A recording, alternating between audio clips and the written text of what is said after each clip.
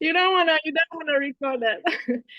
Um, and basically our mission is to build a just and sustainable world where businesses are turned businesses and profit serve the people and so serve social issues and economies.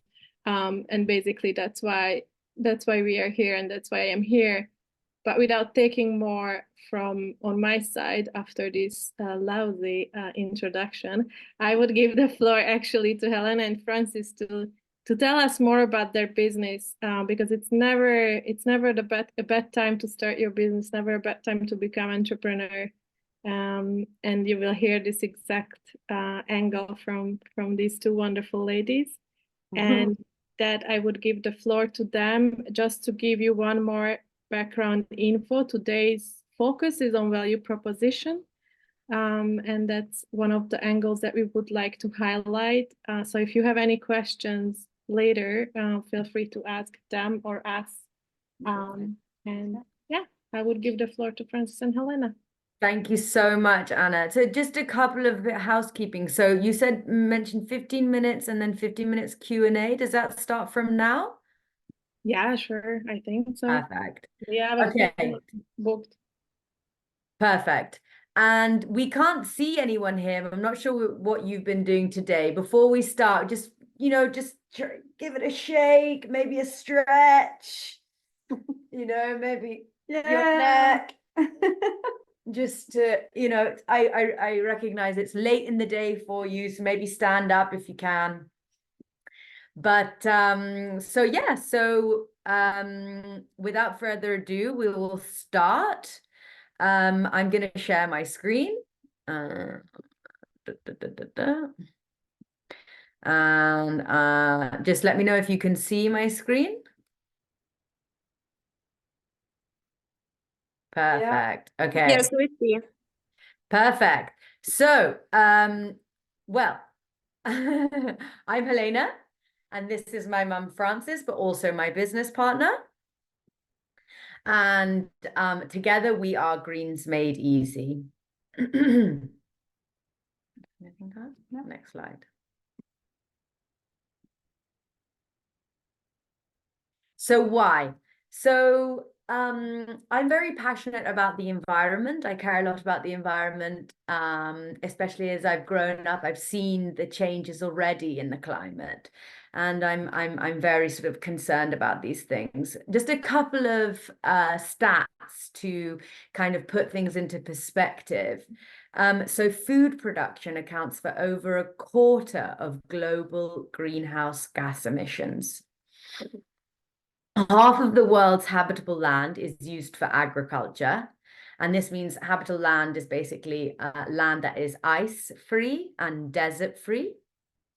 And my last stat is that 70% of global freshwater withdrawals are used for agriculture. So you can really see that agriculture has a massive impact on sort of the resources that we have on this earth. So Elena cares a lot about the environment, and so do I. But really, you have to be crazy to start a business. I shouldn't be saying that today, but you do have to be very passionate. And so I'm also passionate about improving people's diets, especially children and young people's diets, especially in England. We eat far worse than the rest of Europe. And children under 5, for example, don't to eat too much salt, too much fat. They get maybe one of their vegetables a day that they should be having 5 to 10 a day, and they get one. This is actually really affecting the outcomes for these young people. So between us, we had a lot of problems we wanted to solve. And we wanted to come up with something tangible and impactful, something real, something that we really could see was making a difference. Because sometimes it's easy just to sort of say things or do them. We wanted something really intangible. So we started on our journey of deciding what options there might be out there to make a difference. And we started with seaweed. Yeah, so seaweed in the bottom left-hand corner. So we thought it would be a good idea because it's a very nutritious crop. It also cleans the water that it lives in. And it's actually, you know, it has a very positive impact on the local environment around it. It's also carbon negative. And so those were very good reasons we thought to maybe pursue growing and selling seaweed.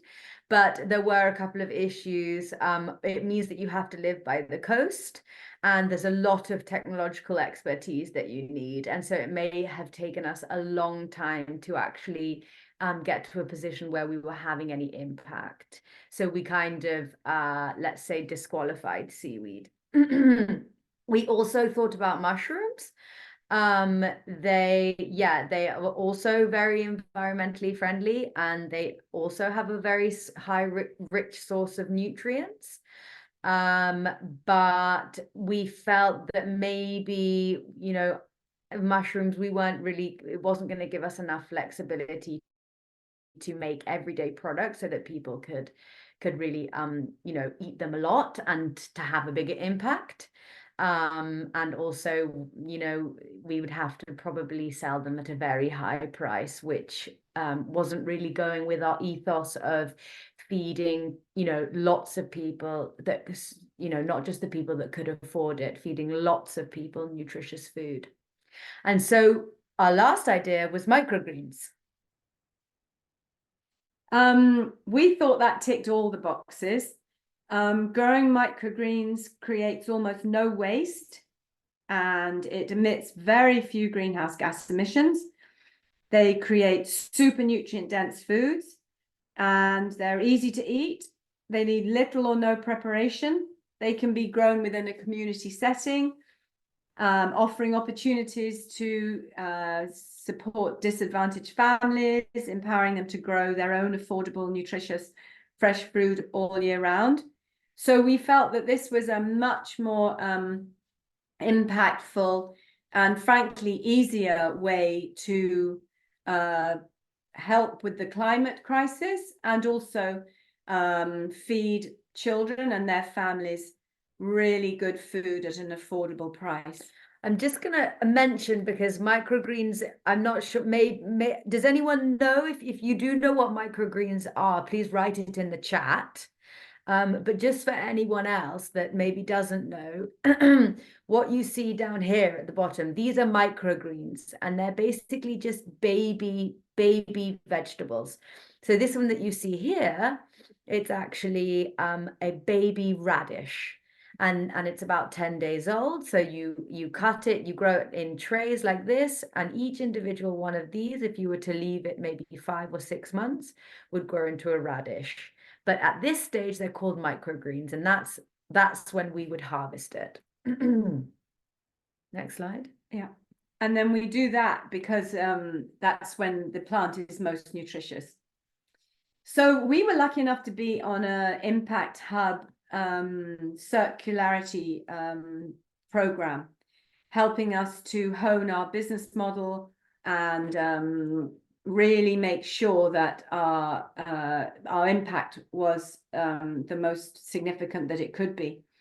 And you see this crazy slide here with why all over it.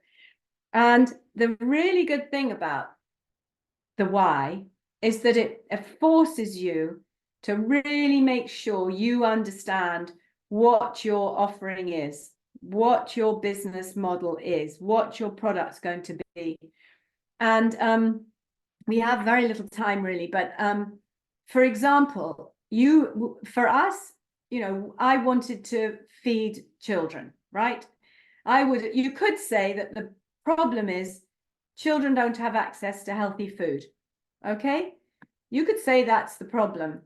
But at the Impact Hub, what they taught us to do is to ask why don't children have access to healthy food? Well, it's because their parents don't provide it to them. Okay, why is that? Well, it's because it takes too long to shop for all the different ingredients that you need, because it takes too long to wash or chop or cook the ingredients. because it takes a lot of effort to put together a nutritious meal, or because they can't access the right ingredients. And why is that?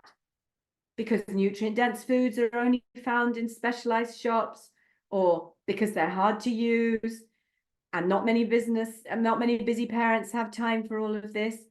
So you keep asking yourself why,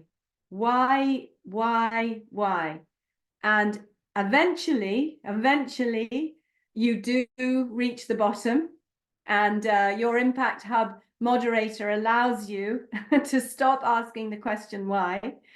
And you have finally got to the real kernel, to the real center of why you want to do this business. Really, what is the problem that you are solving?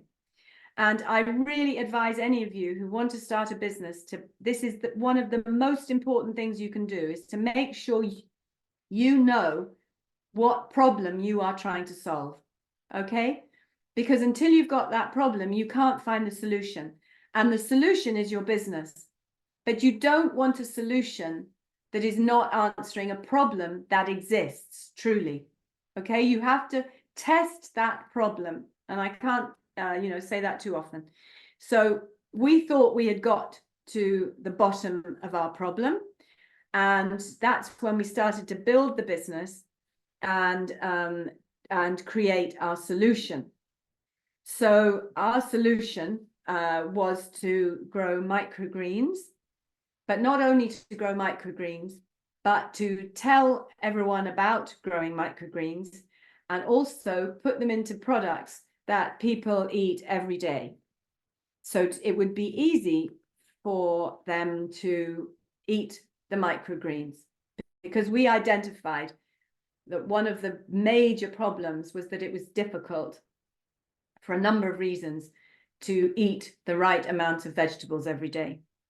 So we felt we had identified the gap. And then the next really big step is, can you make any money by solving the problem you have identified?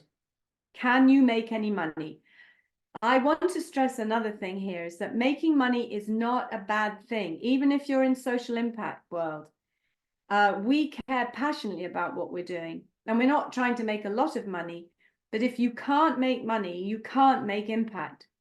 So you have to make sure that your business is at least sustainable. It doesn't mean you have to be rich or you have to make a lot of money, but you have to make enough to grow the business, to grow your impact. So the next step, after you've identified the problem and you think you have the solution, is to test by doing the numbers. So that is a long, complicated a process. You need to identify where you're going to sell.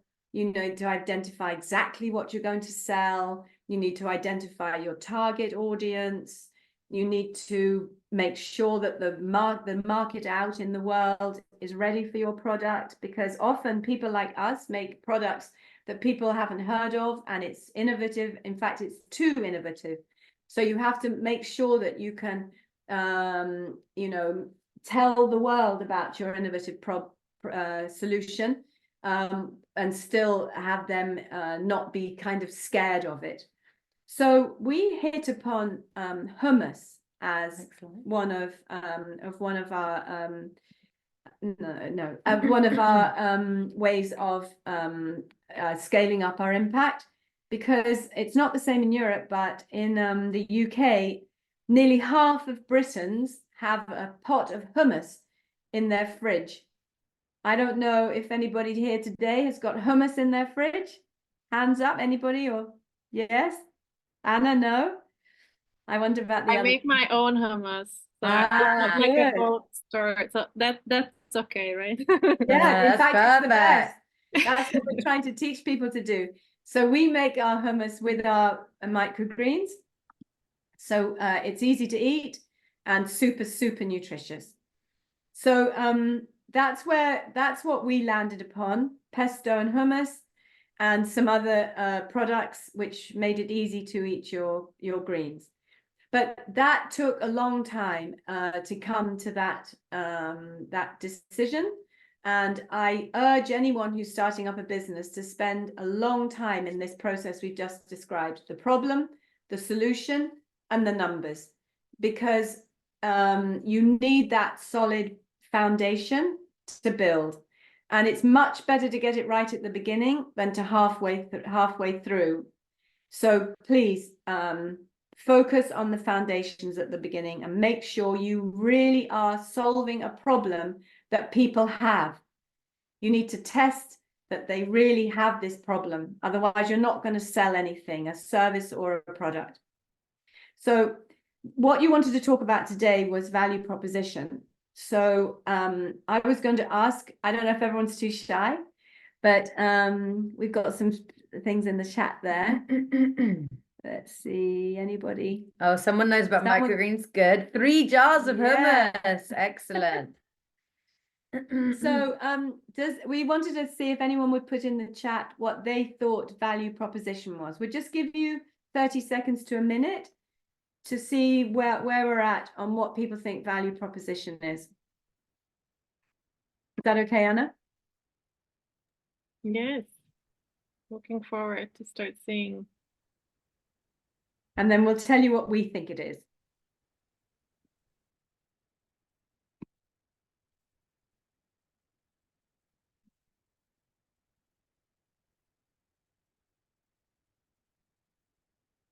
So what does value proposition mean to you? Let's have a look. Did anyone brave enough to say something? Oh, sorry, I've lost the chat here. There we go. No one brave enough? Not yet. Value that solve a problem, but could be solved. Nice. Okay, and It's then just- something from Ola, thank you. Yes. If it's better than others, yes. I like it. Very good, thank you. Anyone brave enough to do one more?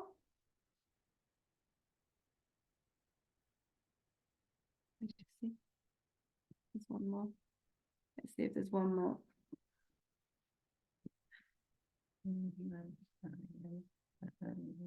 No? No. Well, those are great. Thank you so much for putting your suggestions there. For us, value proposition is why a consumer should buy the product. Really, it's so, you know, why should a consumer buy your product? Because it's better. It solves the problem that other people's products can't solve, excuse me. So it's really why your product is better. That's the basics of what a value proposition is about. And I think the key thing here, if you're going to take away anything, is it's all about the customer. So be really careful, because after you've got your product, the next thing is to find your customer and make sure that they like your product. So that's what the value proposition is. Why your targeted customer really wants or should buy your product. That's also another very interesting exercise that you could do, which is basically build a profile of your targeted customer.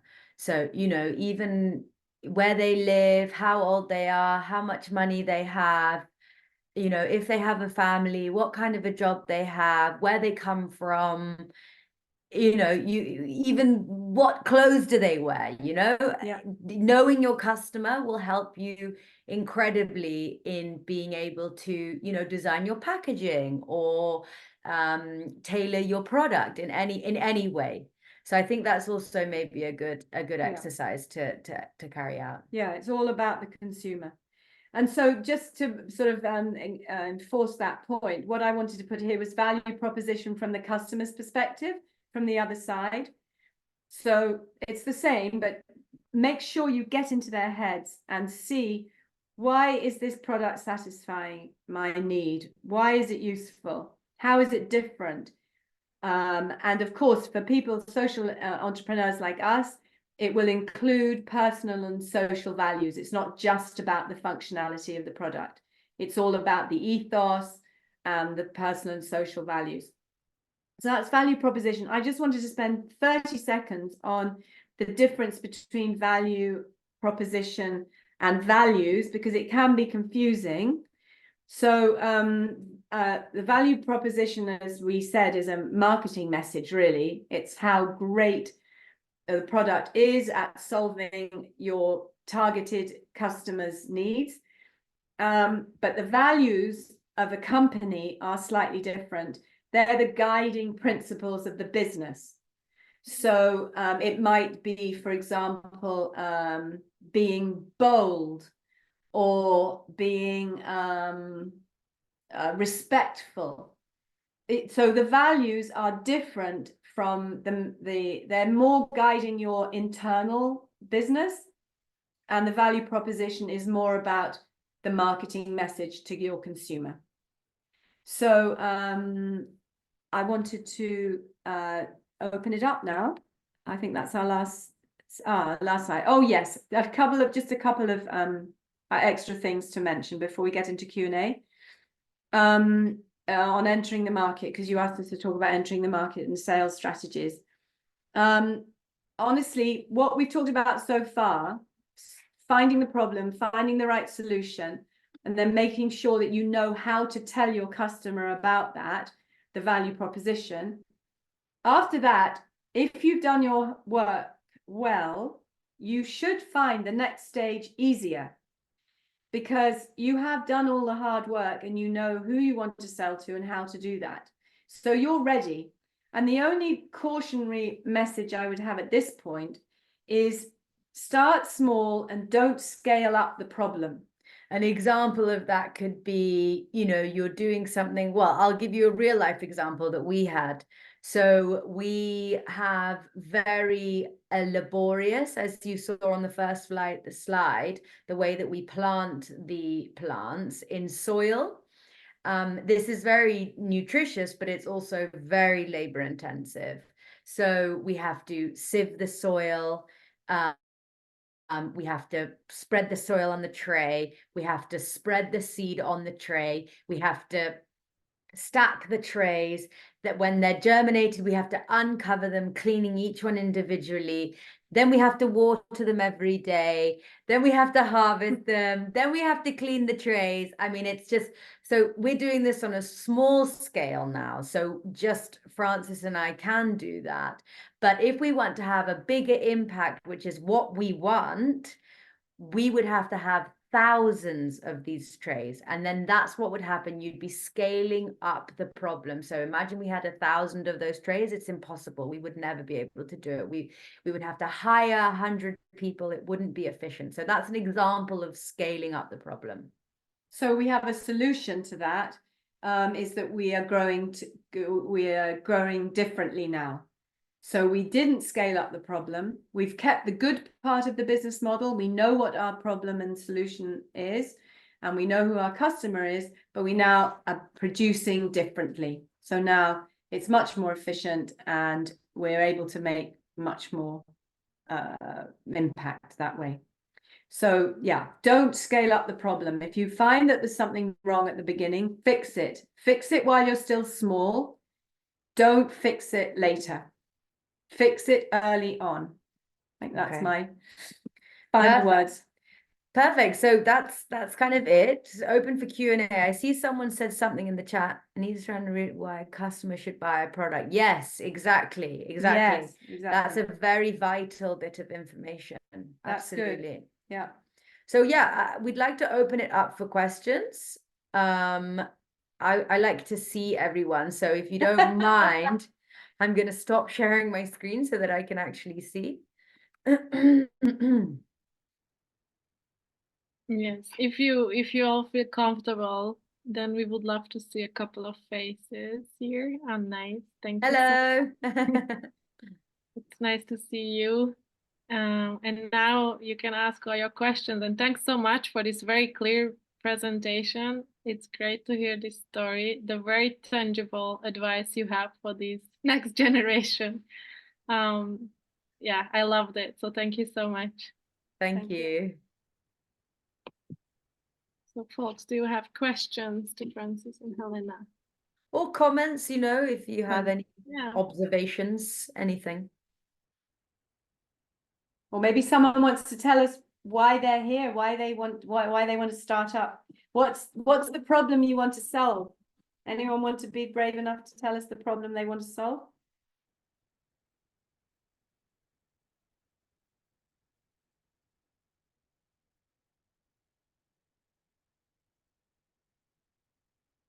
Is it a techie problem? Is it a food problem?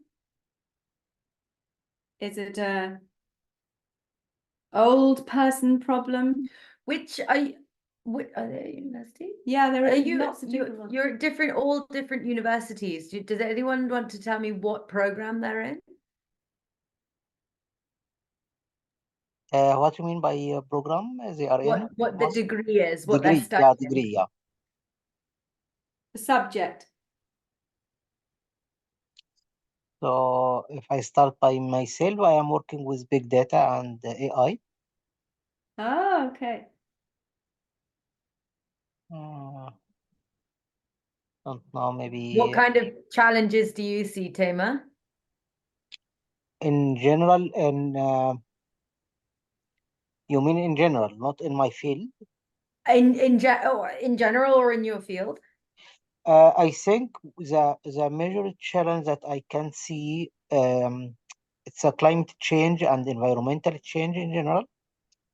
But my belief is that the challenge is not in the climate change, not in the environmental change or biodiversity loss. The challenge is that all of these things are interconnected. And in order to understand it, we need to analyze big set of data. This is why I try to move more toward big data things to understand how these things is connected to each other. So there's the problem solution statement. Sort of, but since we are still at very early stage of this AI things, we can't say it's a solution. It's like in the near future. I hope in the near future we can find something. Thank you, Tema. Ali, I see you came off mute. Do you have a question? Yes. First of all, thank you for the impressive presentation from both of you. I'm studying geology, and our startup is related mainly to exploration companies. So we are targeting exploration companies. Sorry, can you repeat that? We are targeting exploration companies, mining companies. Exploration companies, mining. Exactly. Yeah, Right. exactly. Oh, Yeah. Amazing. Oof. Yeah. Big job. Yes. Can I share somehow our idea quickly, or? Please. Yeah. If Anna's okay with it, we'd love to hear it. Oh, thank you. Thank you.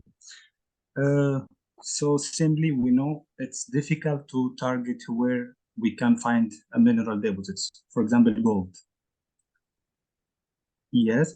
So we are dealing with some data, some geophysical data, remote sensing data.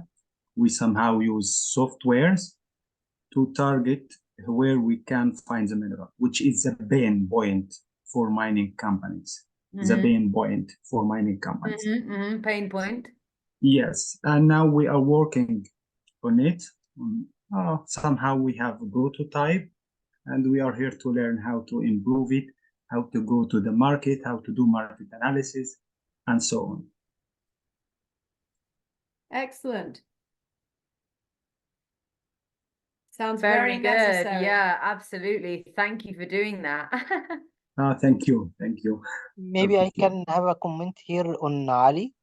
And actually, Sure. this comment is linked to the last slide for you, Helena. You said that when you launch the product to the market, you don't need to scale up early. You need to think very well. And actually, I am working with Ali and Muhammad, our colleague as well, from the same team. We're working together